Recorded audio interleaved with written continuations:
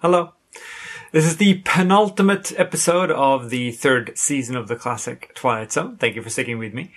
It's Cavender is Coming, and it stars the near incomparable Carol Burnett. Now, we know pretty much Carol Burnett, but there's very little that can tell us about just how vast this star was at the time of shooting. She had her own show, and she was just a household name.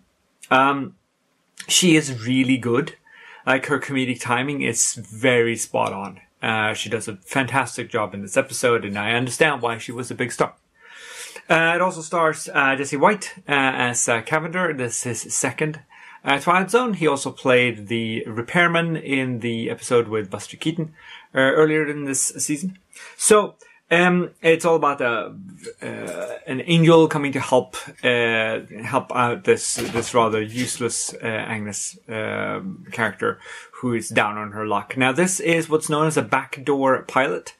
They wanted to introduce this Cavender character and maybe get it picked up as a season or as a series of its own.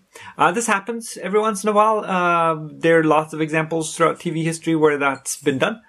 Sometimes it fails, sometimes it succeeds. So you don't shoot a standalone pilot, but you weave sort of the pilot into an already established franchise.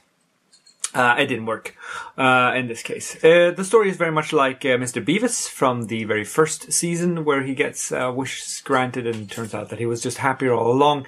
Both episodes are written by Rod, so it's pretty much the same thing.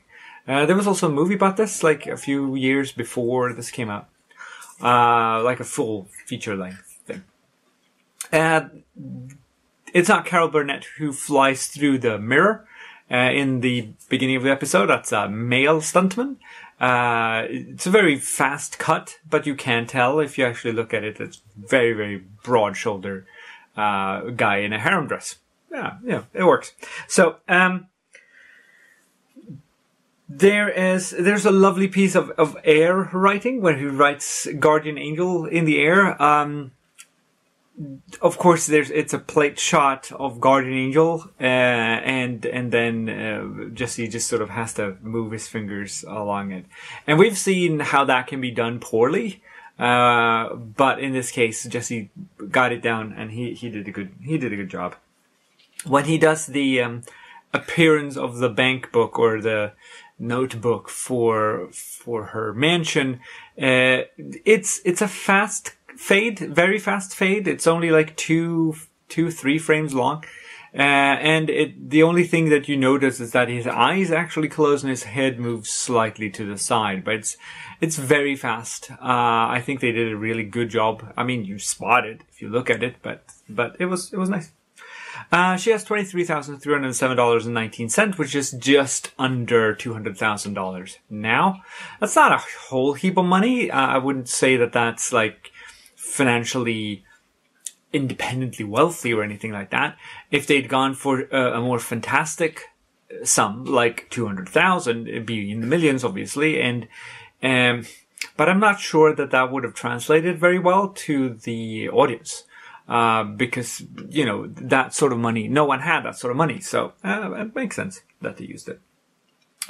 During the party, there's all these intercut, and you have these half opaque screens with people talking at each other and drinks and all that stuff.